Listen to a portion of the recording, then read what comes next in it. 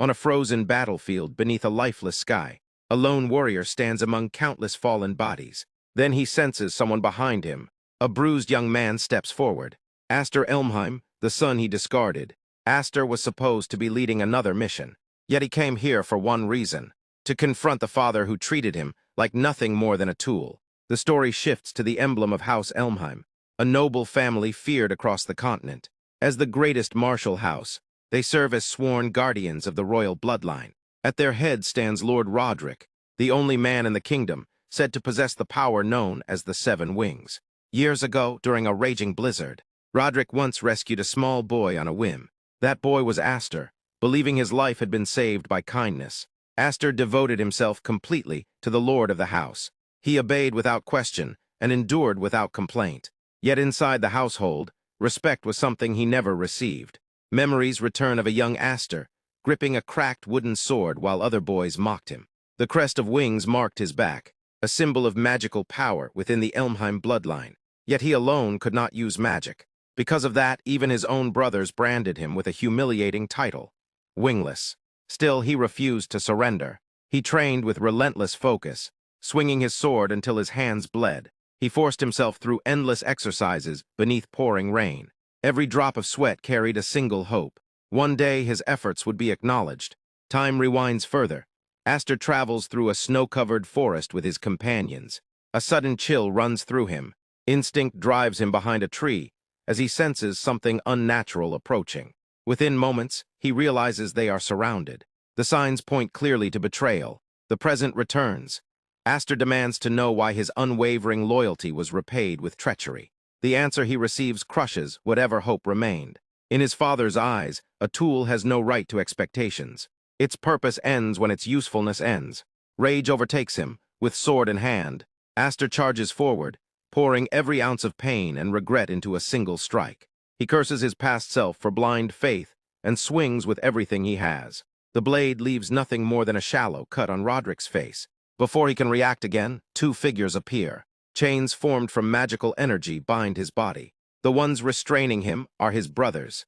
Red blades descend mercilessly. Unable to move, Aster endures the assault as snow beneath him turns stained. They stand over him with contempt. To them, he will always remain what he was born as. Helpless on the frozen ground, Aster questions why he was ever brought into the house if he was destined to be thrown away. Roderick kneels beside him, dismissing even that doubt. In his view, Aster was never valuable from the start. He forces the young man to face him, revealing the truth without hesitation. Everything had been for the power of the Seven Wings that slumbered within Aster. The revelation leaves him stunned. He never even understood what that power truly meant. The truth grows darker.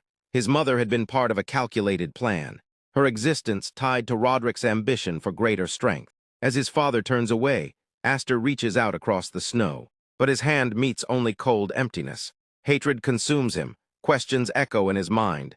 Unanswered, the world around him fades into white. Warmth replaces the freezing pain. For a moment, he wonders if death has taken him. When his vision clears, snow surrounds him once more. He finds himself cradled in someone's arms. Confusion sets in quickly. His body feels small and fragile. He lifts a tiny hand and realizes the impossible. He is no longer the young man who fell in battle. He has become an infant. Looking up, he sees the woman holding him, her body lifeless in the storm. Distant voices cut through the blizzard. Riders search desperately through the snow, following orders to retrieve a baby connected to Roderick. The name sends shock through his tiny body. Understanding comes piece by piece. The baby they seek is him. Fragments of memory surface, the blizzard. Being found, everything aligns. He has returned to the very beginning. Golden light flickers around him as the weight of this realization settles in. If he stays, he will fall into the same hands again. That future must not repeat. Driven by a will far beyond that of a newborn, he begins to crawl away from the lifeless woman. Golden energy surrounds his small frame as he drags himself across the snow. Each movement burns his lungs. His limbs ache. A thin trail marks the distance he covers alone. Despite the cruelty he once endured, his resolve remains unbroken. Images of betrayal fuel him. Even in this tiny body, vengeance takes root. Eventually, exhaustion overwhelms him. His strength gives out as he collapses near a pair of unfamiliar feet. A white-haired little girl has discovered him. She calls for help, and soon a gray-haired man approaches. He is the Viscount of House Hifrid. The Viscount lifts the baby carefully, confusion etched across his face at the sight of an infant alone in such a place.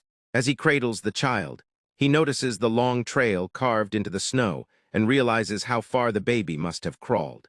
Within those protective arms, the child finally rests. His expression is calm, almost peaceful, as if a new path has quietly begun. In a formless void swallowed by darkness, a young boy drifts in confusion. There is no ground beneath him, no sky above, only shadow. As his senses struggle to orient themselves, the faint image of another child appears ahead. Before he can grasp what he is seeing, a red-haired infant materializes between them, welcomed by a storm of shimmering golden feathers that descend from nowhere. The sight feels significant, almost forbidden, as if tied to something he must never use.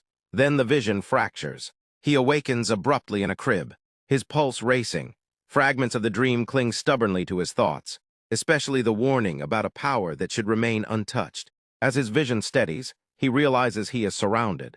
4 children stand over him, studying him with open curiosity. One scolds him mildly for causing trouble, though he has no understanding of what he has done. Disoriented and overwhelmed, he cannot comprehend where he is or why these strangers claim familiarity with him. When a girl with dark hair lifts him into her arms, instinct overtakes reason. He thrashes, resisting desperately. With a sudden surge of strength, he twists free and drops to the floor, startling everyone present. Panic drives him forward as he begins crawling away. A small voice behind him calls out in alarm, urging him to stop, but he refuses. The more he moves, the more desperate his thoughts become. Why is he being pursued? What is this place? In his fear, something awakens. He stretches out his hand without thinking. A faint golden glow seeps from his small body, gradually intensifying. His eyes ignite with radiant light as a magical aura blossoms around him. To his astonishment, his body lifts from the ground. This is no illusion or lingering dream. It is real power. Yet he cannot control it. The light vanishes as suddenly as it came. His body drops like a stone. Before he can strike the floor, a man appears and catches him securely. The one who intervenes studies him with measured calm. Recognition flashes through the boy's widened eyes. The man holding him is Hifrid, Viscount of Lori's domain, territory that once belonged to his father. His gaze drifts toward the nearby mansion, wondering if this estate is a branch of the Elmheim household. The scene shifts to a portrait, Hydrid Mu Elmheim, leader of the Viscount's line, and a branch of the main house. Alongside his brother Logic, he had been known as one half of the Twin Wings, sworn protectors of the royal family. In the boy's memories, however, this Viscount perished in a civil war, his entire family extinguished with him. The realization strikes with crushing clarity. He has returned to the past. This is not a dream but a second life. Hope flickers, then dims. He recalls fleeing from the Duke's household only to be seized once more by his own brother. A gentle woman gathers him into her arms, wondering if his sudden flight had been caused by uncontrolled magic. Her warmth contrasts sharply with the fear gripping his heart. She appears sincerely relieved that he has arrived safely, and holds him with tender reassurance. Unused to such kindness, he falls silent. Nearby, the Viscount observes thoughtfully. After a pause, the Viscount reaches forward and reveals something hidden beneath the child's clothing, a crest engraved upon his small body. Reflected in a mirror, both adults freeze as they recognize the symbol, the mark of the 7 wings. Terror floods the boy. His eyes blaze gold once more as memories resurface. He recalls Roderick's insistence on obtaining the power of the 7 wings. He remembers the cold calculation in his father's embrace. Understanding dawns with painful certainty. He had been taken in for one purpose alone, to have his wings stolen in the future. Rage surges at the memory of being called wingless after being stripped of what was rightfully his. The woman holding him senses the shift in his expression and looks to the Viscount in confusion, questioning what will become of the child. The boy feels the threat closing in.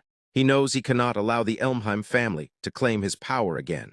He needs it for vengeance, but what follows defies his expectations. The Viscount calmly declares his intention to adopt the child. The decision leaves the boy stunned. Instead of exploitation, he is offered responsibility and protection. The Viscount gently pats his head, acknowledging that he is still too young to fly on his own. He promises to guide and care for him until the day he can soar independently. The sincerity in the man's expression shakes him more than hostility ever could. Outside the room, a small commotion reveals that the other children have been secretly listening. One stumbles, exposing their eavesdropping. They confess their concern about the newcomer joining their family. Gathered together, they approach their mother, who continues to cradle the infant. She smiles warmly, and another daughter steps closer, eager to see him properly. In that moment of acceptance, the woman bestows a name upon him. He is called Aster, a new star born into their household. 10 years pass. Under a brilliant sky, the Viscount's grand mansion stands proudly. Lord Hifrid, older now, is welcomed at the entrance by a subordinate. In the reflection of a polished frame nearby, a young man methodically cleans the glass. Soon after, a carriage arrives. Aster steps down, no longer a frightened child, but a composed young swordsman with a blade at his side. He extends a hand to assist a red-haired young woman, his sister, Ulfen, one of the children who once watched over his crib. She thanks him, their shared history evident in their familiarity. They walk together with solemn purpose. Their destination is the Sword Dance Assembly, a prestigious annual gathering hosted by a ducal house. It serves as both celebration and battlefield, a stage where noble martial families display their strength and measure their heirs. At the venue, young nobles crowd the entrance. Whispers ripple through them as eyes settle on the Viscount's adopted son, whose origins remain unclear. Rumors question how far the Elmheim name will be tarnished by his presence. Fingers subtly indicate him among the crowd. Sensing the hostility, his sister offers steady reassurance. In a place like this, weakness invites destruction. Side by side, they brace themselves. Their father explains that the family standing among the nobility has diminished. He brought Aster deliberately, wanting him to witness the reality of their position. He asks whether the cold reception leaves him disheartened. Aster shows no trace of disappointment. Confidence radiates from him, his eyes gleaming with resolve. His father laughs with pride at the young man's composure. In his former life, Aster's social debut had ended in humiliation within an arena, a memory steeped in bitterness. Now, however, the 7 wings are his once more. Golden light flickers faintly in his gaze, as he silently vows that history will not repeat itself. Together, father and children advance toward the grand hall. From an upper window, 2 young nobles observe their arrival with open disdain. Aster feels their contempt, but refuses to falter. Each step is steady, deliberate. Crossing the threshold, he prepares to face the world anew. This time, his debut will not end in disgrace. This time, it will shine. In an era where knights shaped the world's order, a noble's value was determined by strength alone. Titles meant little without the ability to defend them, and prestige was forged through steel rather than speech. Above all symbols of authority stood the sword, the clearest proof of power, lineage, and legitimacy. Within the grand arena of the Sword Dance Assembly, 2 young nobles stood locked in combat. One, fair-haired and composed, met his red-haired opponent with measured precision. Each clash of steel rang sharply through the air, drawing the full attention of the gathered aristocracy. For these families, swordsmanship was not mere sport. It was tradition, it was reputation. It was the public demonstration of dominance. As the duel reached its peak, both fighters lunged in a decisive exchange. In that instant, the disparity between them became undeniable. With impeccable control, the fair-haired youth stripped the weapon from his opponent's grasp and ended the match in a single, flawless motion. The defeated noble remained motionless, humiliation written plainly across his face as the crowd absorbed the outcome. The victor lifted his blade in silent triumph. Upon his hand gleamed a brilliant emblem, a rare mark granted only to those acknowledged as exemplary among their peers. It shone beneath the arena lights like a declaration of superiority, reinforcing the rigid hierarchy that governed noble society. From an elevated viewing chamber, the Viscount's family watched without speaking. The atmosphere below felt suffocating, heavy with unspoken expectations and entrenched ranks. One of the daughters quietly realized why her sisters had chosen not to attend such a gathering. For Aster, however, the spectacle stirred something far more personal. The arena was not just a stage of pride. It was the site of his former humiliation. Memories from his previous life surfaced unbidden, laughter echoing in the stands, whispers of scorn, the crushing weight of defeat. His expression darkened as those recollections pressed against the present. His sister noticed the change at once and attempted to ease his tension, assuming nerves were to blame. But Aster felt no anxiety about competing. What churned inside him was something colder, revulsion at the memory of how easily strength had once been used to trample him. Their father soon excused himself, summoned to a private discussion, and entrusted Aster with the responsibility of escorting his sister. Though she objected playfully, insisting she was older, the exchange carried a hint of familial warmth. Before departing, the Viscount offered his son measured guidance. This was an opportunity to forge alliances. Yet beneath that advice lay a firm caution. The truth of the 7 wings must remain concealed. Once alone, Aster considered the weight of that secrecy. Hiding such power would not be simple, especially not here. Almost immediately, he felt it. The unmistakable hostility of the surrounding nobles. Their glances were sharp and assessing, as though measuring his worth before dismissing it. Social engagement, in such an environment, felt more like walking through a field of drawn blades. Still, his resolve held firm. A quiet fire burned behind his golden eyes. Without warning, he stepped away from his sister, leaving her momentarily perplexed. He advanced toward a cluster of young nobles reclining nearby, in casual arrogance.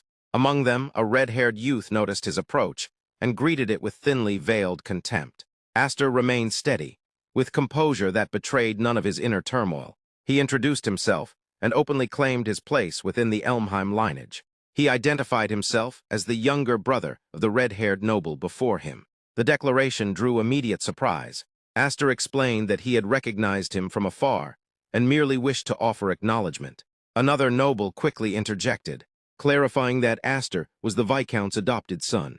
The air shifted instantly. The red-haired youth's disdain deepened, offended by the casual use of the Elmheim name. Recognition settled heavily in Aster's mind. These were not strangers. They were Dallas and Brian, figures etched painfully into his past. Once, their presence alone had filled him with dread. Now, under the bright lights of the assembly, they appeared diminished. Ornate attire and polished manners could not conceal the immaturity beneath. Sensing tension, his sister urged him to leave, believing enough had been said. Before they could withdraw, however, attention turned toward her, addressed directly. She stiffened as subtle ridicule replaced courtesy. An invitation was extended under the guise of authority from the main house. She refused firmly, rejecting any suggestion of subordination between their branches. As she moved to depart, Aster caught her wrist gently but decisively. He was not prepared to end the encounter. Facing the group once more, his demeanor sharpened. The red-haired noble responded with pointed insinuations, questioning Aster's presumptions. The conversation twisted abruptly into open insult. Their father's reputation became the target.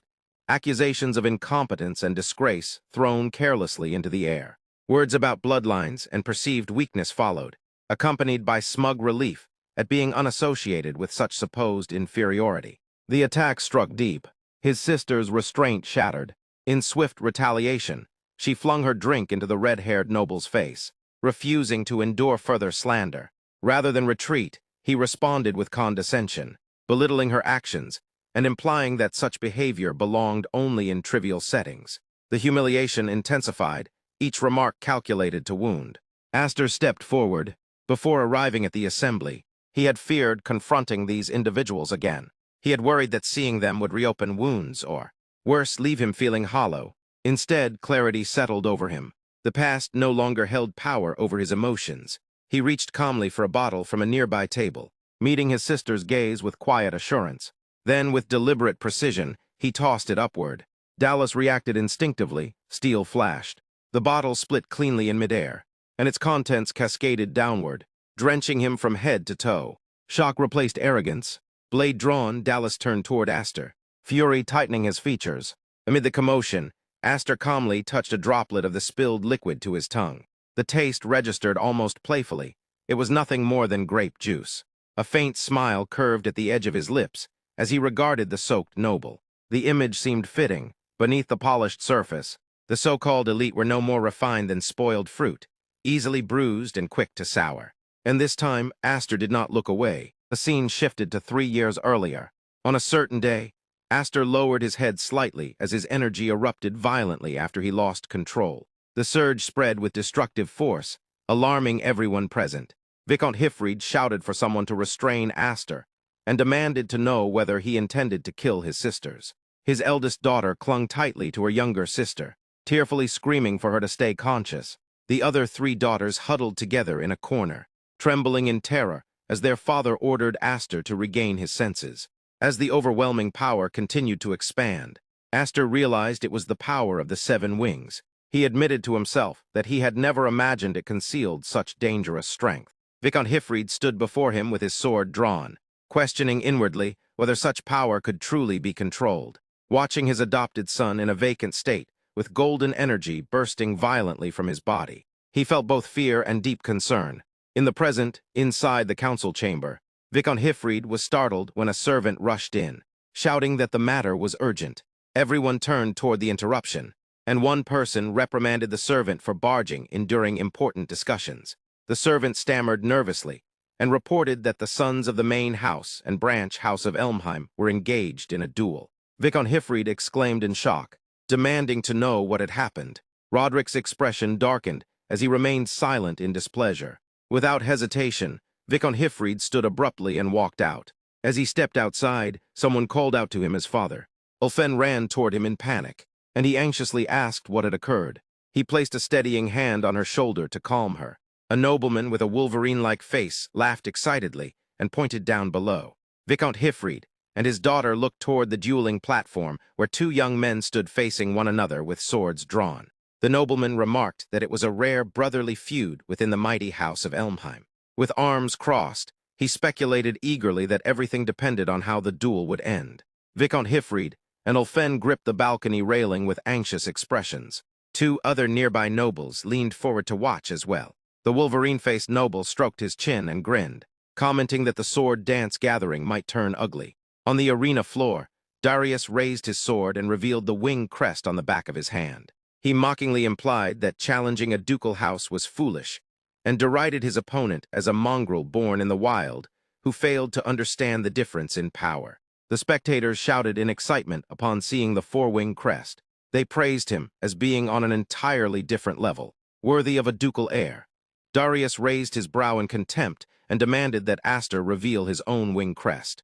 He pointed his sword at him, suggesting that Aster was too embarrassed to display it after witnessing his. Aster responded dismissively that showing off a mere pattern with pride was beneath him. He stared coldly at Darius and implied that such behavior was shameful. Darius was enraged.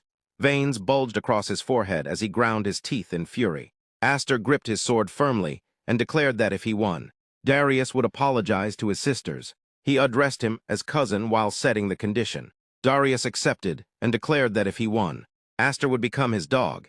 He wielded his twin swords and charged forward, declaring that Aster would serve him for the rest of his life. Each of Darius's strikes descended, as though he were playing with his opponent. Aster was forced to leap backward repeatedly to evade them as white smoke swirled beneath his feet. He briefly glanced at his trembling hand gripping the sword, yet his expression remained unchanged. Darius crossed his twin blades and released blazing red energy. He laughed wickedly, proclaiming it as the power of one who possessed it. He unleashed a relentless barrage of attacks, and the clash of steel rang loudly across the arena. From above, Ulfen turned pale and called out Aster's name in alarm. The Wolverine-faced noble grew more excited as he watched the overwhelming dominance of Roderick's son. He remarked that Darius's swordsmanship remained immature, yet overwhelming mana could compensate for any lack of technique.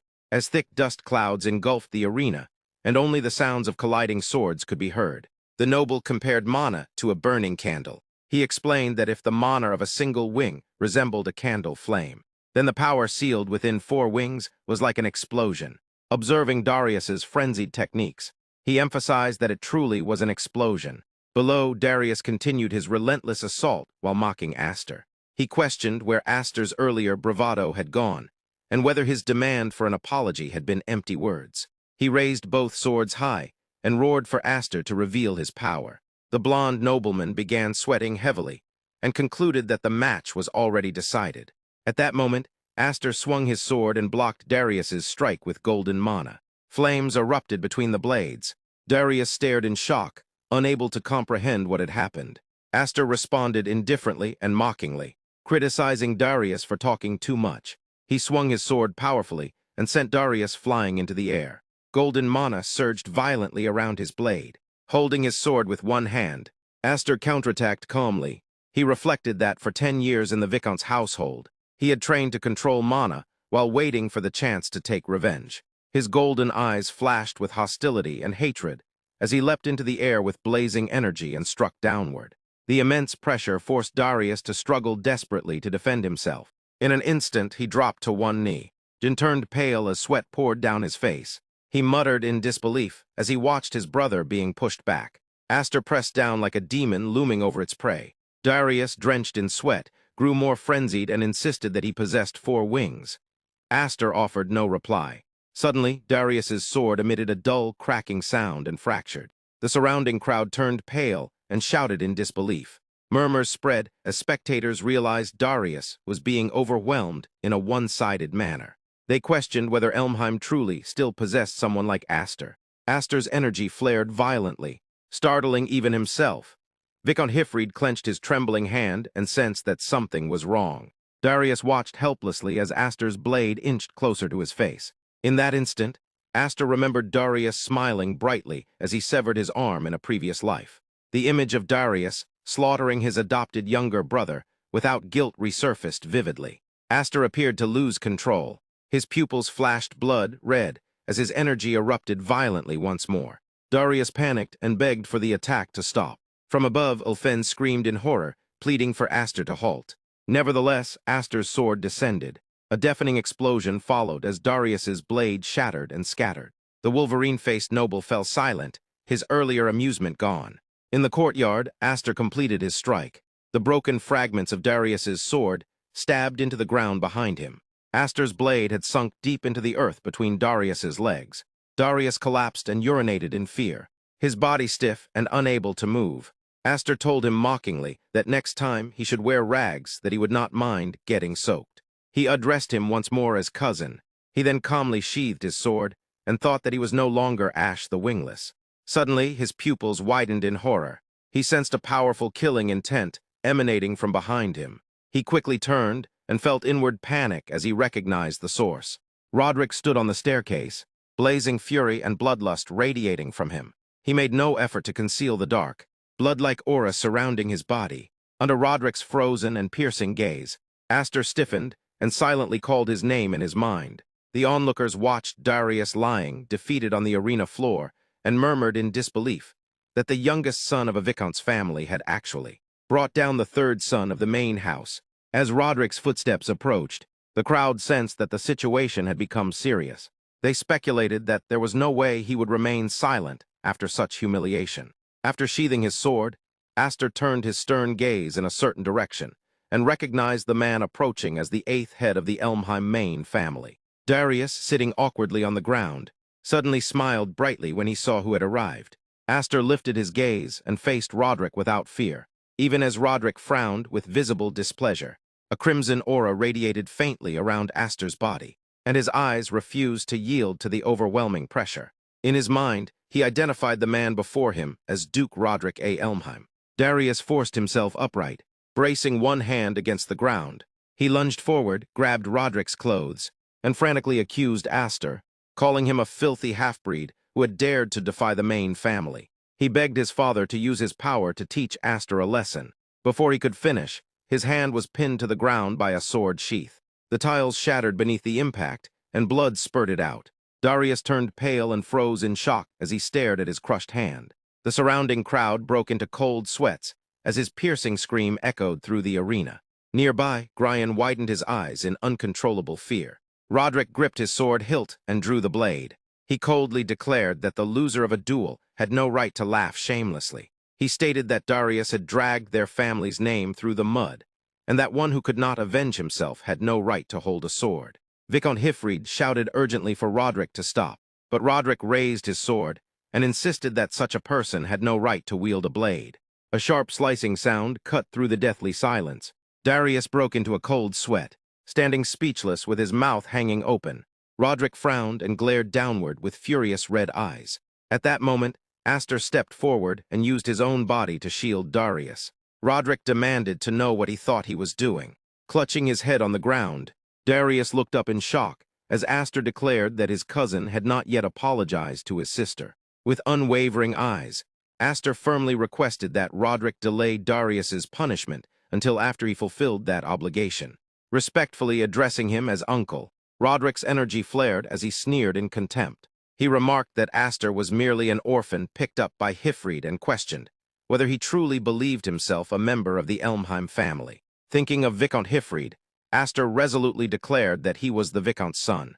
Even without a blood connection, he believed he had learned enough from his father about a knight's pride and the weight of a family name. Roderick glanced toward the second floor and spoke through gritted teeth. He accused Astor of bringing disgrace upon the Maine family's honor. He reminded him of the majesty of the Maine house, the peak of 12,000 knights, and the pride carried within the king's sword. He emphasized that such matters were not to be dismissed as a mere children's quarrel. The Wolverine-like noble crossed his arms and frowned as he looked down. The blonde noble gasped and gripped the balcony railing. A blue-haired noble rested his chin on his hand and smirked as Roderick insisted that Astor understood the gravity of his actions.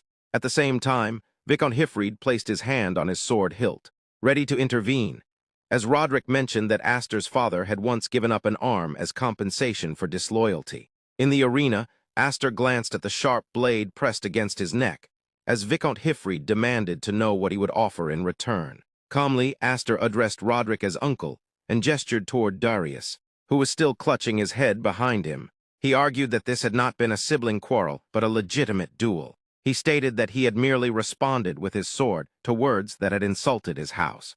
This only deepened Roderick's displeasure. Astor then seriously declared that those who could not avenge themselves had no right to pick up a sword. He reminded his uncle that these were his own words, and stated firmly that he had no intention of losing even a single finger. The Wolverine noble whistled in surprise. Ulfine clenched her trembling hands. The blue-haired noble laughed in disbelief, remarking that the boy was only 10 years old. Roderick's expression darkened as he fell into silent contemplation. After a moment, he turned around, sheathed his sword, and stated that he understood. He then abruptly ordered Astor to take his stance. Though confused, Astor gripped the hilt of his sword. Without warning, a blade sliced through the air toward his face. Roderick remained standing still, yet the force he released sent Astor flying into the opposite wall. The impact shattered the structure and filled the air with dust and smoke. Ulfine stood stunned and teary-eyed, covering her mouth in terror. Viscount Hifrid lunged forward in shock, shouting Roderick's name while striking at him with his sword. Without even turning, Roderick swung his blade backward and effortlessly blocked the attack. The Viscount was knocked back, but quickly leapt down and landed in front of him. He rushed toward the wreckage in panic, calling out for Astor. At first, all he could see was the tip of Astor's sword embedded firmly in the ground amid scattered debris. Viscount Hifrid broke into a cold sweat, his eyes wide and mouth agape. Through the white smoke, Astor emerged. He was covered in grime, blood running down his face, yet his sword stance remained perfectly steady. His golden eye suddenly blurred. Roderick stared intently in that direction before turning away. Ignoring Astor and his father, he flicked his cloak and strode away in a grim mood. Darius followed behind, clutching his injured hand. As they ascended the stairs, Astor suddenly collapsed. Viscount Hifrid quickly caught his son and anxiously called his name. Astor looked up with dull eyes and happily told his father that he had kept his word and fulfilled his promise. Viscount Hifrid frowned with faint sarcasm and admitted that Astor had indeed been magnificent. Meanwhile, as Roderick climbed the stairs to the second floor, the Wolverine noble commented that his actions had been rather childish.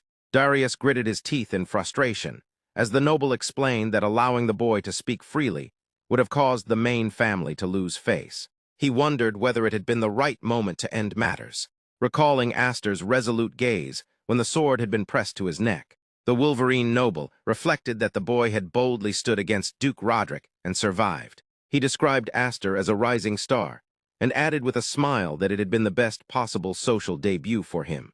The blonde noble lamented that the boy had frightened him, and admitted that he had feared Elmheim might be split in two. Suddenly, Roderick stared ahead and declared that an era of upheaval would eventually arrive. He described it as a storm fierce enough to split the world into 2 or 3 pieces. Back on the arena floor, Ulfine ran anxiously toward Astor. Astor simply smiled brightly, as though nothing serious had happened. Beneath an open, cloudless sky, warm sunlight poured over the lands governed by Viscount Hifrid. In the training yard, the steady rhythm of combat echoed through the air. Some young swordsmen stood drenched in sweat, staring ahead in disbelief as Astor stepped forward with unwavering focus. With a sharp palm strike, Astor knocked the wooden sword from his opponent's grasp and sent him sprawling into the dust. Even as the defeated man struggled to sit up, coated in dirt, he could only narrow his eyes in admiration at the boy's brilliance, respectfully acknowledging him as young Master Aster. Beyond the yard, onlookers murmured among themselves in awe. They found it astonishing that someone only 10 years old could possess such terrifying skill. Ever since his return from the sword dance assembly, they noted his training had grown even harsher. The event must have ignited something within him. Rumors had spread that he had even overcome the third son of Duke Roderick during the assembly. For a branch family long looked down upon by the main house, Aster's accomplishment felt like a long-awaited breath of fresh air. As he launched himself into another exchange, Aster reflected inwardly on that very assembly. He had demonstrated strength and presence worthy of recognition. Blow after blow, he pressed his training opponent, reassuring himself that his performance should have silenced those who scorned the Viscount family as a stain on the Elmheim name. Yet deep down, he knew the true barrier still stood firm, the Elmheim main house. A part of him had wanted to test just how far his abilities could truly reach on that grand stage. Determination sharpened his gaze as he struck downward, forcing his opponent into a cold sweat. But unbidden memories surfaced, the desperate struggle he had endured against Roderick. His expression hardened. At his current level, he could not win. He tightened his grip on the wooden blade and surged forward. The wing crest upon his back was merely a symbol of latent magical rank. Nothing more. Feeling the faint pulse of energy from the marks etched into his skin, he reproached himself. Inborn magic was meaningless if it could not be mastered. Though blessed with 7 wings, he still could not fully unleash their power. He envisioned the torrent of golden energy bursting freely from his body, a day when he would no longer fear losing control and could wield that power without restraint. His thoughts dissolved as his blade swung with force. One opponent fell, then another. His golden eyes gleamed as wooden swords clattered to the ground. More than a dozen training partners lay scattered across the yard. Defeated and breathless, Aster demanded to know if any remained willing to face him. It was then that someone observed how relentlessly he continued to push himself. Ulfine approached, dressed in training clothes, a knowing smile on her face. She seemed amused by his inability to grasp the concept of moderation and informed him that their father had summoned him. Aster moved toward her and acknowledged the call without hesitation. As he passed, he remarked upon her attire. It was rare to see her dressed for combat. She had once dismissed such clothing as lacking charm, yet she now seemed at ease in it. She had come to believe that balance was essential, and watching Aster strive so fiercely had stirred something in her as well. With a playful challenge in her stance, she indicated that he would owe her time once he returned. In response, Aster could only smile and raise his hands in light-hearted surrender. Later, he knocked upon a door and entered a quiet room where Viscount Hifrid awaited him. After offering a respectful greeting, Aster took a seat across from his father at the Viscount's request. With closed eyes and a grave tone, the Viscount reflected that 10 years had already passed since Aster had come into their home. He placed an object upon the table, admitting he had considered waiting until Aster was older. Before the boy lay a ring set with a large ruby. When Aster regarded it in confusion, the Viscount revealed its significance. It symbolized the next head of the house. He expressed his intention for Aster to inherit the title. The Viscount spoke of the family's fragile standing. Though they bore the Elmheim name, they remained a branch house, flawed in the eyes of the main lineage. As lords entrusted with their territory and counted among 5 leaders, they carried responsibilities that could not be ignored. The position of successor could not remain vacant indefinitely. Aster's thoughts turned immediately to his sisters. He questioned whether they would accept such a decision. The Viscount admitted that the sisters, currently away at the Knight Academy, would return in 3 days, and that he intended to discuss the matter with the entire family then. Considering his elder sisters, Martha and Kudo, Aster could not help but imagine their reactions. Kudo in particular would surely be enraged. She already resented him for being born male and for bearing the blessing of the 7 wings. Rising from his seat, Aster refused the offer. His face remained composed as he explained his reasoning. He could not yet control his own magic. He was still the reckless child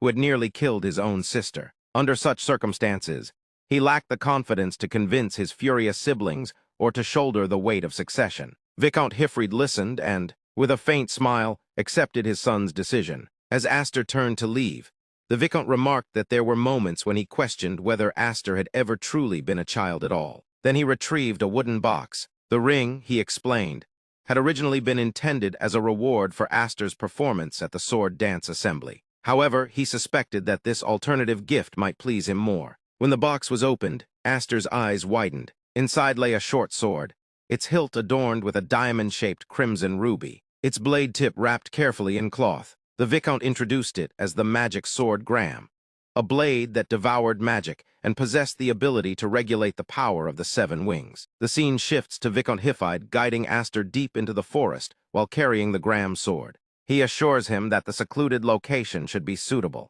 Aster questions whether the dojo would not have sufficed if the goal was merely to display the weapon. Hifide dismisses the idea, claiming the forest is a precautionary choice. As they walk, he breaks into a cold sweat, remembering the damage previously left behind inside the manor. Holes torn through walls and ceilings by Aster's overwhelming power. Stopping at a clearing, Hifide presents the Graham sword. Its blade remains wrapped in cloth, as he explains that the demonic sword Graham is a legendary heirloom, passed down exclusively to the eldest sons of the Elmheim family. Though it had long been entrusted to the main household, he personally arranged for it to be brought back for Aster's sake. He removes the cloth with his teeth, revealing what appears to be nothing more than a broken hilt. Aster stares in disbelief at the sight of a sword without a blade. Hifide clarifies that the weapon is incomplete on its own. When infused with magic, however, it manifests its true form, pouring his energy into the hilt. A crimson blade erupts outward. He directs the glowing edge toward a distant boulder, and in an instant, a colossal pillar of blazing red energy surges forward, carving a straight path through the forest. Earth, stone, and towering trees vanish as though erased. The display leaves the sky trembling. He warns that the sword is dangerous. If the wielder's magic falters, the blade will drain its owner completely. Its dark reputation comes from that very risk. After retracting the energy, Hifide offers the weapon to Aster. Following his father's guidance, Aster channels his magic into the hilt. Golden energy bursts forth, startling him. Within his vision, he senses the sword absorbing his power of its own accord. The flow feels unnatural, as though the weapon itself is alive. At that same moment, soldiers stationed nearby witness a massive red pillar of light shooting skyward. Confusion spreads among them as they debate whether something had fallen from the heavens or risen into them. Ulfine, noticing the phenomenon fade, sighs in realization that it must be Aster's doing. Back in the forest, Aster sits against a tree, drenched in sweat and gripping the now quiet sword with both hands. An awkward laugh escapes him as he acknowledges how unbelievable the weapon is.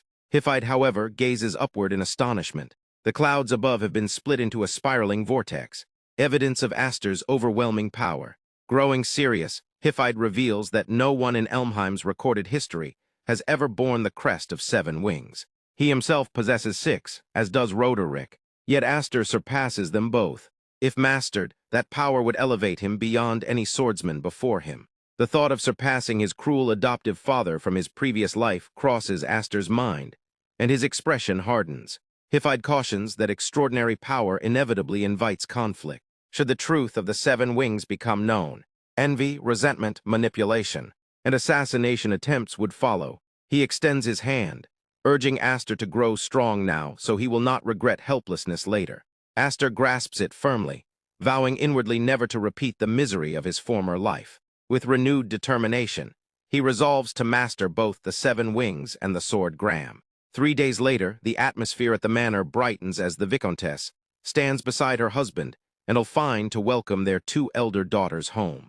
Kudryavka first presents herself stiffly and formally, as if reporting for duty, before abruptly dropping the act and spreading her arms in exaggerated enthusiasm for an affectionate reunion. Fren and Flair rush past her to embrace their sister Manhwa instead, joyfully welcoming her home.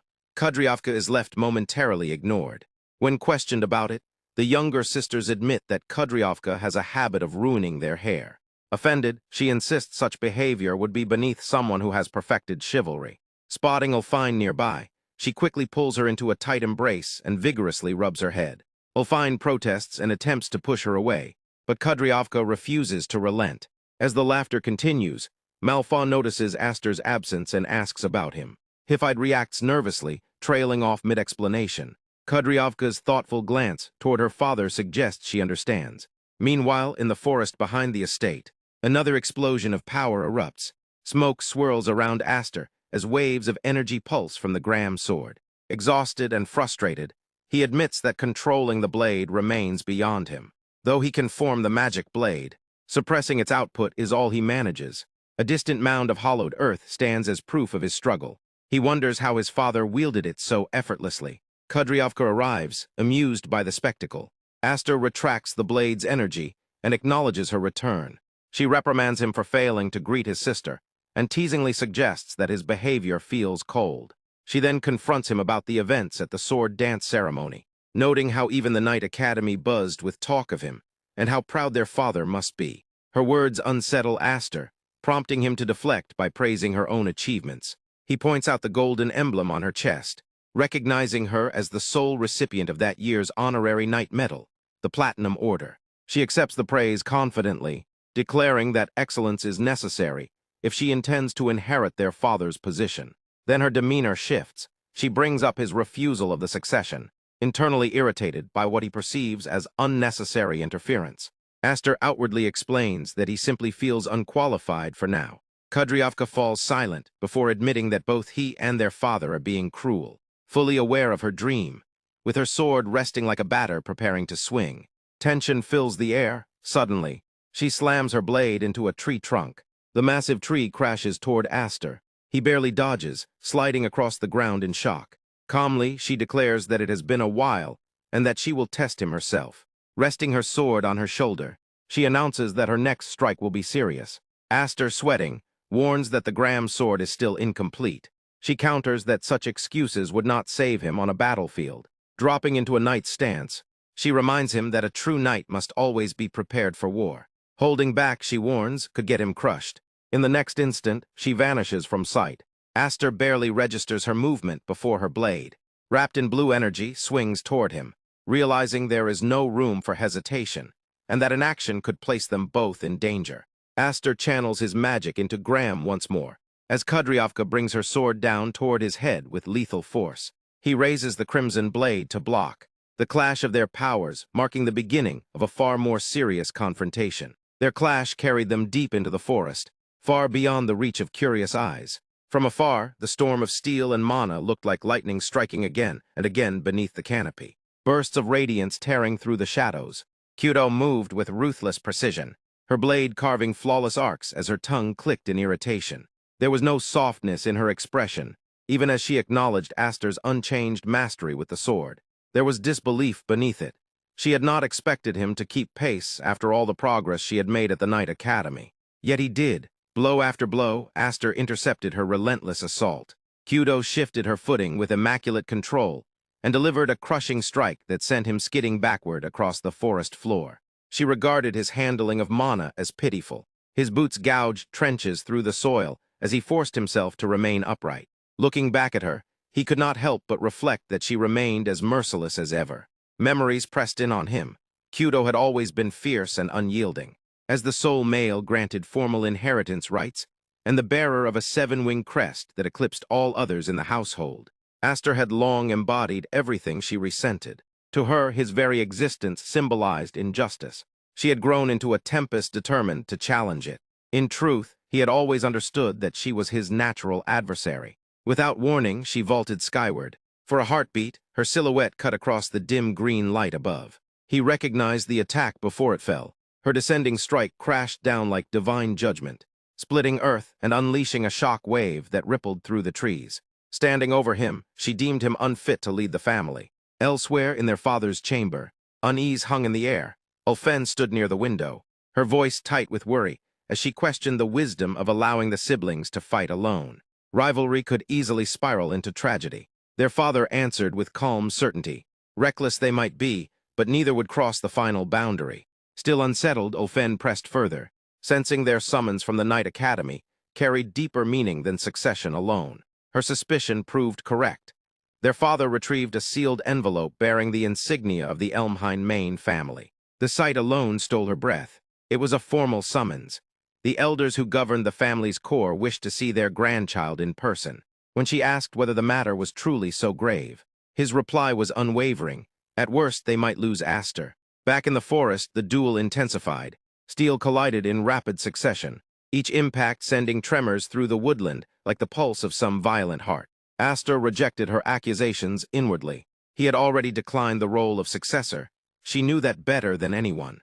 Yet that refusal only deepened her anger. She found his rejection intolerable. Her blade rose high and fell with immense force. He barely caught it in time. The weight behind it stunned him. It felt as though he faced a troll, swinging a warhammer rather than a swordswoman. She pressed down with brutal strength until, at the final instant, he twisted his wrist and redirected the strike into the ground. Even then, she met his attempt at reason with a faint, taunting smile. In the next breath, she unleashed her full physical might. Aster was hurled sideways, smashing into a tree hard enough to shatter bark and draw blood from his lungs. Disbelief flickered across his face. Kyudo looked down on him and judged him harshly. Skill with the sword alone was third-rate. Reliance on mana alone merited only second. True excellence demanded mastery of both in unison. Her disappointment cut sharper than her blade. The difference in wing crests, she reminded him, signified raw mana capacity. A single wing nearly tripled one's reserves. Though she possessed 5 wings, and technically ranked below his 7, he still avoided meeting her strength head-on, preferring refined technique over direct force. She questioned whether he lacked faith, or whether he feared losing control again, as he had 3 years before. That memory struck him harder than any blow. Had fear shackled him all this time? Had he sealed away his own strength after that incident? He glanced down at his sword, wondering if that suppression was why Sordran always felt unstable in his grip. Kyudo's resolve hardened. He possessed everything she had ever desired. If he intended to let such gifts decay through ignorance or arrogance, then they should belong to someone who valued them. Her killing intent surged as she lunged. This time, Aster did not evade. He met her attack directly. Their blades collided with a thunderous roar that rolled through the forest. To her astonishment, she was forced backward. Disbelief clouded her eyes, as she struggled to comprehend how he had deflected her fully powered strike. A faint smile touched his lips. Something within him had shifted. He surged forward, reckless in appearance but newly resolved. She narrowed her eyes, puzzled by his sudden charge before stabilizing his weapon. It seemed impossible that he had exhausted his mana. He had not. Mana flooded his blade in overwhelming torrents, drawn from the vast reserves concealed by his 7 wings. He knew he lacked the precision to control it perfectly, so he abandoned restraint entirely. Rather than refine the flow, he surrendered to it, pouring every ounce of power into the pure motion of his strike. The blow descended with unstoppable force. Kyudo blocked it cleanly and steadied herself, but she felt the unmistakable difference. Something fundamental in Aster had changed.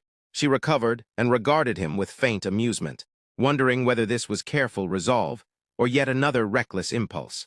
He met her gaze without hesitation. There would be no more squandering what he had been given. He would not waste this second life. The strength of the 7 wings, the power of Sordran, his rightful place in the family, these were prizes he had once failed to claim. This time would be different. At the mention of a second life, she stiffened almost imperceptibly. Shock flashed across her face. In that fleeting gap he moved. Mana surged violently into his blade as he closed the distance in an instant. He leapt high, gathering every fragment of strength for a final descent. Then he vanished from her sight. He had not disappeared. Instead, he dropped low, compressing his mana into a denser, tighter current. The pressure around him intensified as he forced everything into the blade. There would be no restraint now. Kyudo sensed the shift at once. The air grew heavy, charged with inevitability. She understood the duel was reaching its conclusion.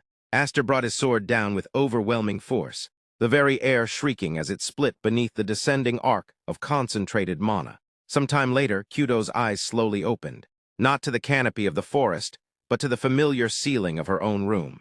For a few hazy seconds, she could not comprehend how she had returned. Morning light streamed gently through parted curtains, where her older sister Manhwa stood waiting in silence. When Manhwa turned toward her, she calmly noted that Kyudo had taken far longer than usual to wake. The fog in Kyudo's mind shattered at once. She forced herself upright, urgency sharpening her movements as she demanded to know what had happened to the duel. She needed the result. Manhwa answered with quiet composure. Aster himself had carried Kyudo back, telling everyone that she had fallen asleep in the middle of the fight. According to his explanation, the exhaustion from her journey home from the night academy had finally overwhelmed her, causing her to collapse. Kyudo's gaze dropped to the sword resting nearby. That account was false. She remembered the final moment with perfect clarity. Aster's blade had halted only inches from her body. The weight of his mana had pressed down, with enough force to cleave her in two. Yet just before the decisive strike could land, he had dispersed the mana blade. Only the residual shockwave had struck her, powerful enough to rob her consciousness, but not her life. From that instant, she understood something simple and undeniable. Regardless of his words or actions, Aster would never kill his own sister. And yet, in that fleeting heartbeat, she had truly believed he might. A faint smile touched her lips. Though younger than she was, he had grown into someone unbearably formidable. An infuriating little brother. She rose abruptly, gripping her sword, and demanded to know where he was. A duel that ended in such a way was unacceptable. Next time they would begin again from the start, both at full strength. Manhwa's expression shifted. Aster had already departed the castle. The main house had summoned him, and earlier that day, he had left together with their father. Seeing the confusion harden into anger on Kyudo's face, Manhwa asked whether she truly had not known. Kyudo's voice flared with frustration, as she demanded why no one had informed her. Far beyond the castle grounds, a horse-drawn carriage rolled steadily along a forest road. Inside, Aster sat across from his father in silence.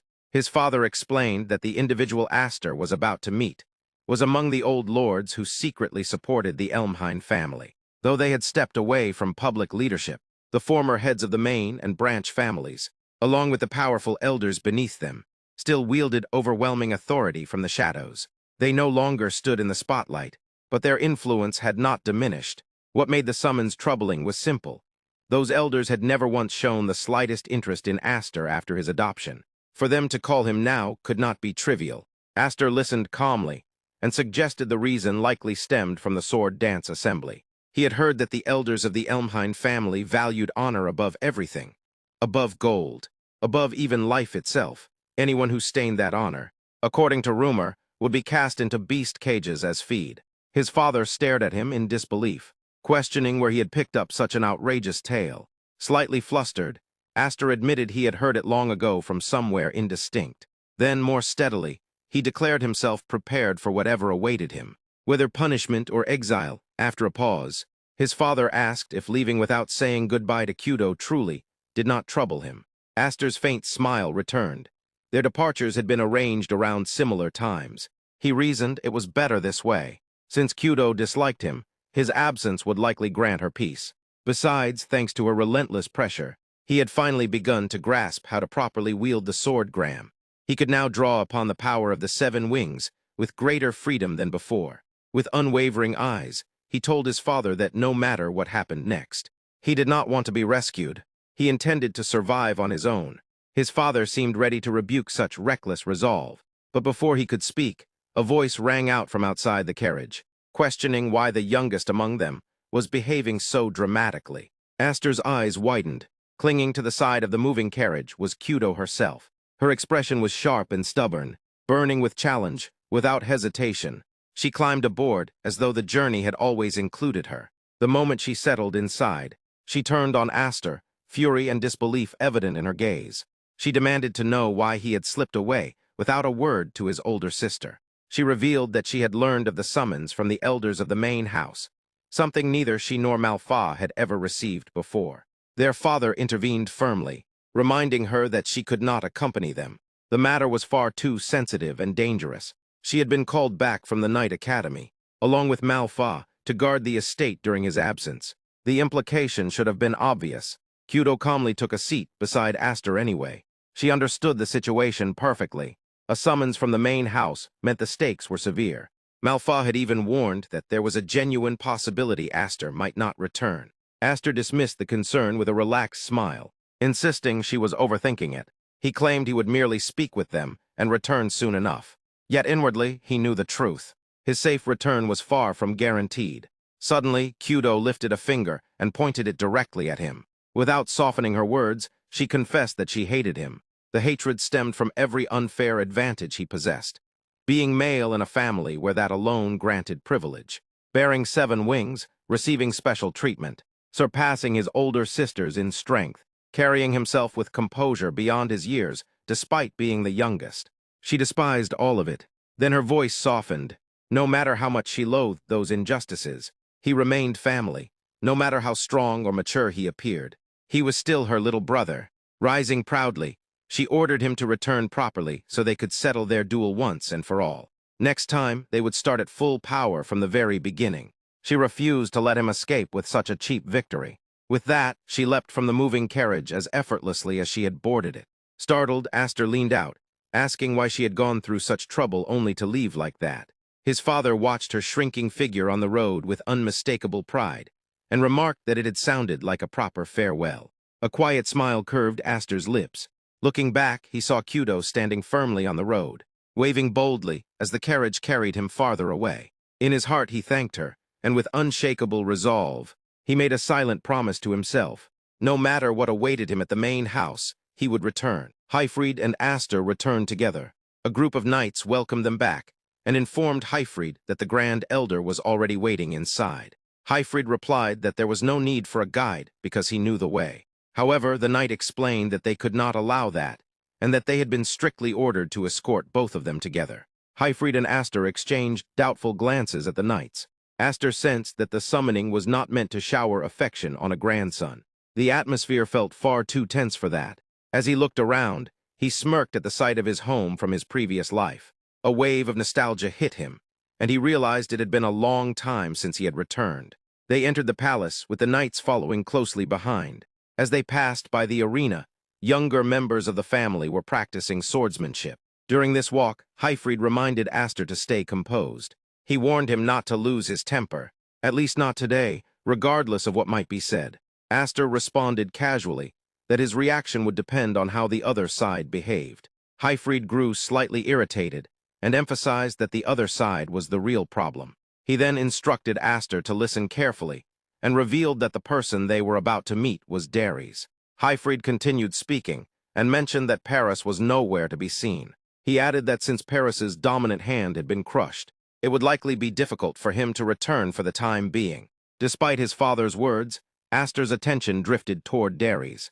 Even while injured, Darius was training intensely in swordsmanship. Aster absorbed the sight of his strength and was slightly shocked by the power he still displayed. Noticing Aster's distraction, Hyfried questioned what he was staring at and asked if he was truly listening and understanding his words. Aster's focus shifted back from Darius, and he assured his father that he was listening and understood everything.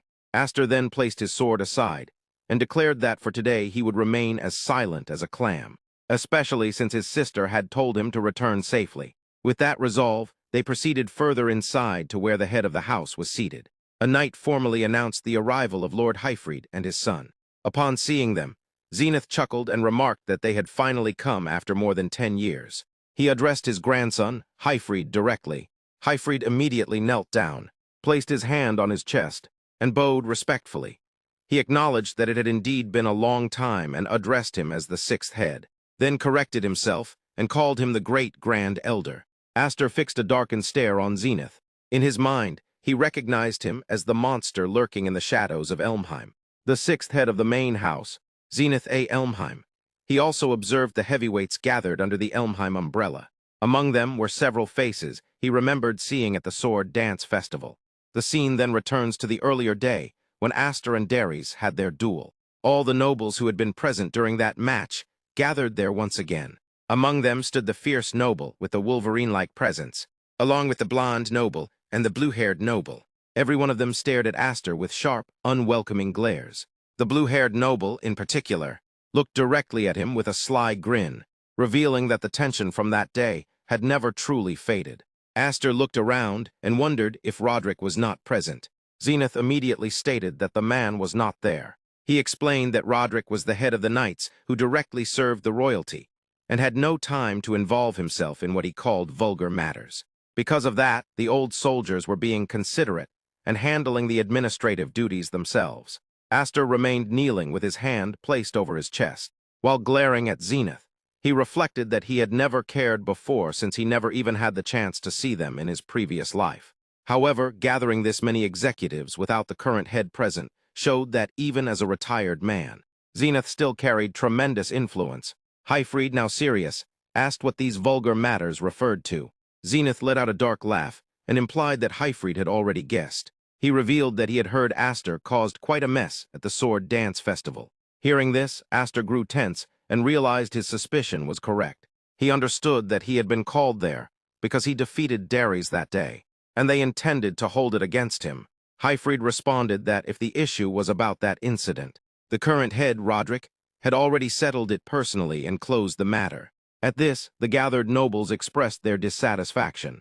They insisted it had merely been a performance for the public, and did not change the fact that Elmheim's reputation had been tarnished. They declared that adopting a child of unknown origin had been a mistake from the start.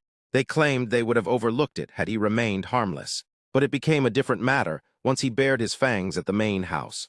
According to them, there was no choice but to banish him. They added that Lord Hyfried would not escape suitable punishment either.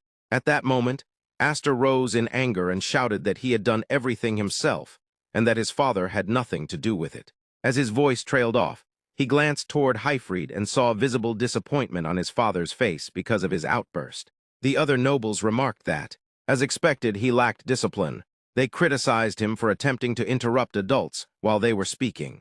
Zenith then stood up and walked toward Aster and Hyfried. He declared that they led 12,000 knights under the Elmheim banner. He emphasized that although they bore the name Elmheim, the knights were not a single unified monolith. There were countless individuals constantly aiming for the top seat, even within that very place. All the nobles listened carefully to his words. The blue-haired noble continued to smirk quietly. Zenith struck his stick against the ground and stated that all they wanted was peace of mind.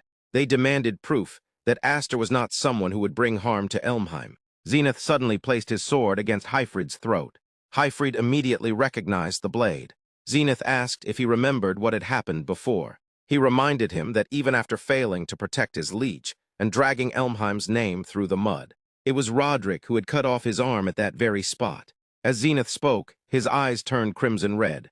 With a dark glare, he declared that this time Hyfried should cut off that brat's weapon, and the matter would be considered closed. Hearing this, Aster's eyes widened in shock. Hyfried bowed respectfully and firmly refused. He stated that if he were forced to cut down his own child, he would rather take his own life instead. Aster, stunned by those words, reacted in disbelief at what his father was saying. Zenith responded coldly, saying that if that was the case, then Hyfried should die. He added that his wife, his daughters, and that brat would all share the same fate. He laughed and declared that, as of that day, the Viscount house was dissolved. Immediately after, the knights surrounded Aster and Hyfried from all sides. Aster's expression darkened as he questioned why the Grand Elder seemed so frightened. Zenith angrily demanded to know what he had just said. Remaining steady and composed, Aster remarked that if grown adults were so afraid of being bitten by a pet dog, then huddling together and trembling looked unsightly. He stated that they could choose banishment or execution as they pleased. However, he warned that if they intended to lay a hand on his family, things would be different. With that, Aster began ripping off his costume. Hyfried watched in shock as the situation escalated even further. Aster throws his shirt into the air as a heavy realization settles over him. In his heart, he apologizes to his father, admitting that he is not good at staying silent after all. As the fabric falls away, he turns his back and reveals the 7 wings to everyone present. The sight shocks the knights, who immediately recognize the emblem displayed across his back as the very same wing symbol they had heard about. His glowing yellow eye shines with a fierce, almost possessed intensity. His expression becomes sharp and slightly manic, a smirk forming on his face that reflects both confidence and rising rage. The 7-wing symbol is fully revealed, blazing across his back. Red energy erupts outward from the mark in explosive streaks, creating a powerful sense of motion and impact. The aura swirls around his body in fiery waves, emphasizing the overwhelming surge of power being released. Consumed by anger, Aster declares that from this moment on, these 7 wings will become the enemy of Elmheim's, urging them to think it over carefully. After the 7 wings appeared on Aster's back, the entire hall of nobles fell into complete shock. Many of them were stunned beyond belief, while some reacted with visible jealousy and anger. The atmosphere in the hall instantly turned tense and chaotic.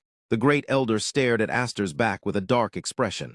At the same time, the nobles began shouting in anger and disbelief, insisting that such a thing was impossible. They recognized what they were seeing and reacted with even greater shock, realizing that it looked exactly like the 7 wings emblem. Doubts immediately spread among them, as some wondered if the emblem could be fake. However, the nobles also remembered that for hundreds of years, such a mark had never appeared on a human body. The situation only made them more confused and furious. Even so, the crest on Aster's back was unmistakable, leaving them unable to deny what they were witnessing. The great elder, now clearly enraged, turned his attention toward Aster and demanded to know whether he truly understood the meaning of what he was showing them. His anger made it clear that the emblem carried a far deeper significance than what most people realized. Despite the tense atmosphere, Aster looked toward them with a confident smirk. He casually remarked that the more wings there were, the more surprised people tended to become. Hearing this response, the green-haired noble suddenly burst into loud laughter. His reaction confused the blonde noble and the rest of the nobles, who stared at him in disbelief. Still chuckling, the green-haired noble politely excused himself before encouraging Aster to continue. The great elder, filled with rage, began explaining the truth behind the wing emblem while glaring at Aster. According to him, the wing emblem was originally an organ created for generating magic power, a power that spirits had shared with humans long ago.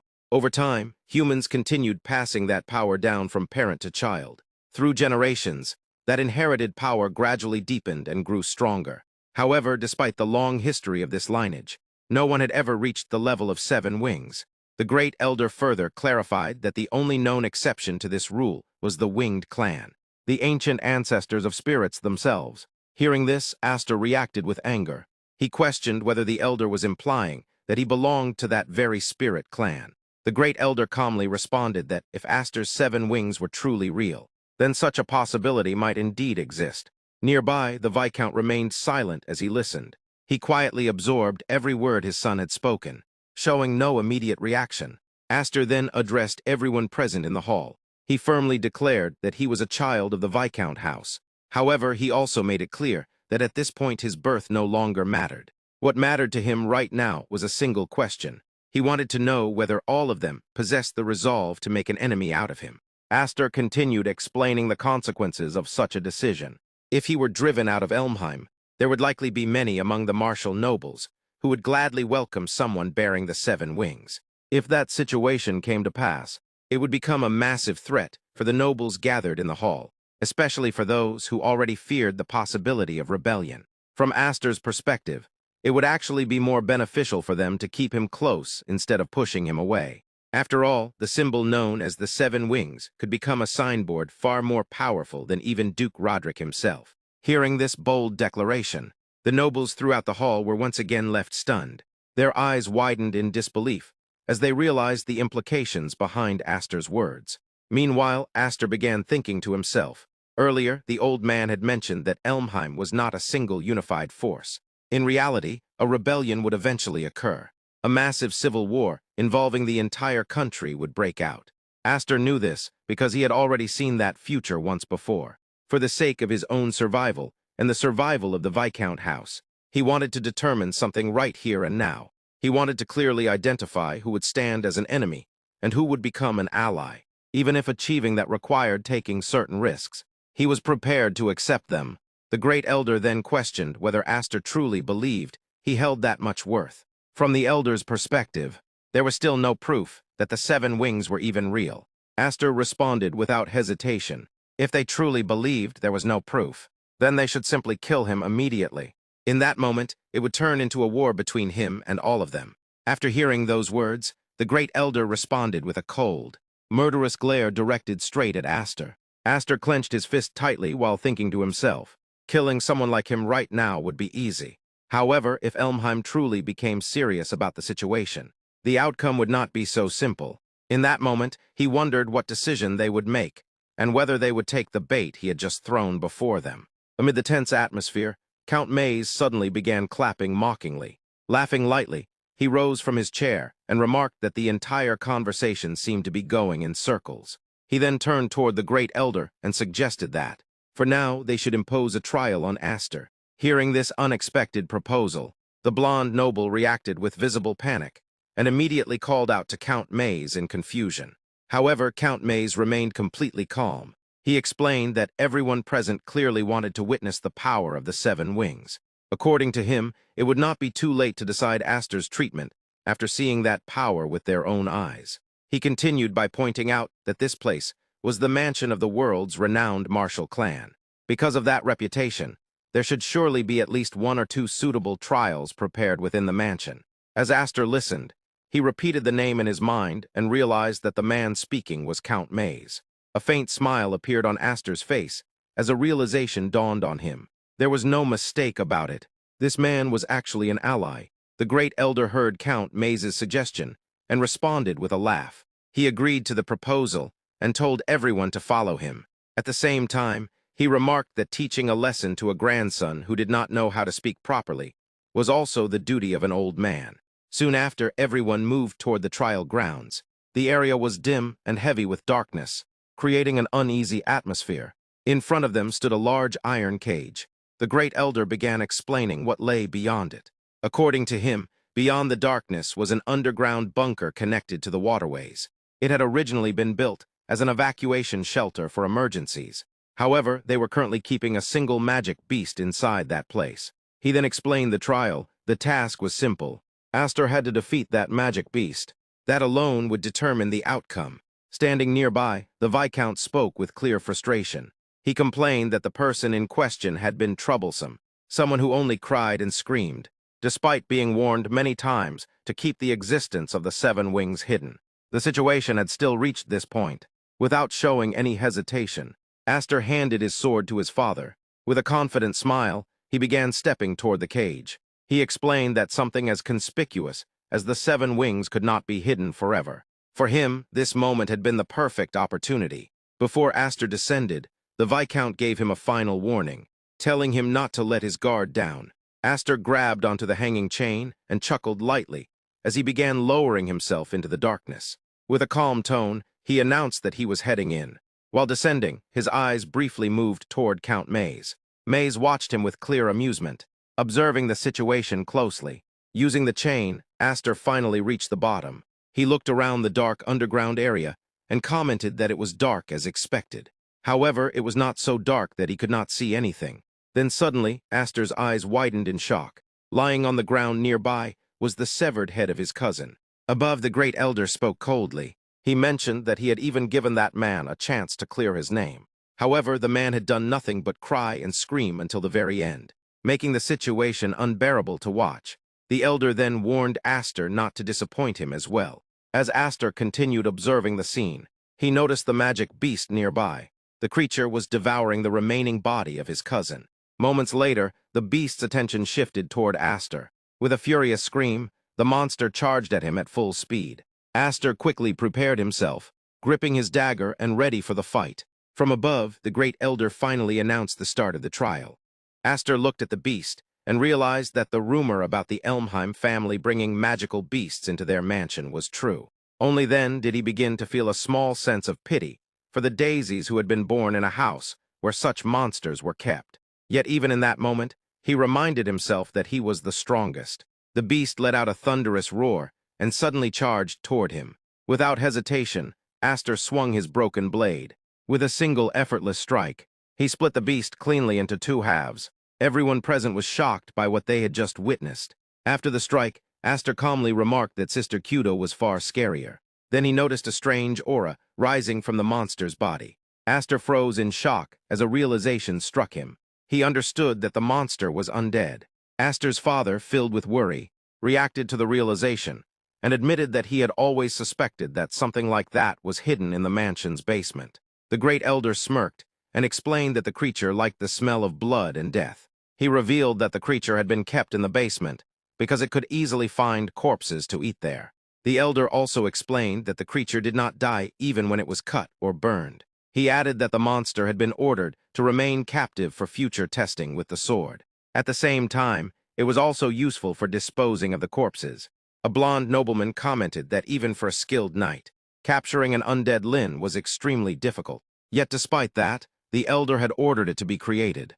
The nobleman questioned whether the elder truly intended to simply let a bearer of the 7 wings die. The great elder responded that if that happened, it would only prove that the boy was nothing more than a liar. He added that an emblem without wings was not even worthy of being an ornament. He assured everyone not to worry, because even if the boy died, he would still remain useful.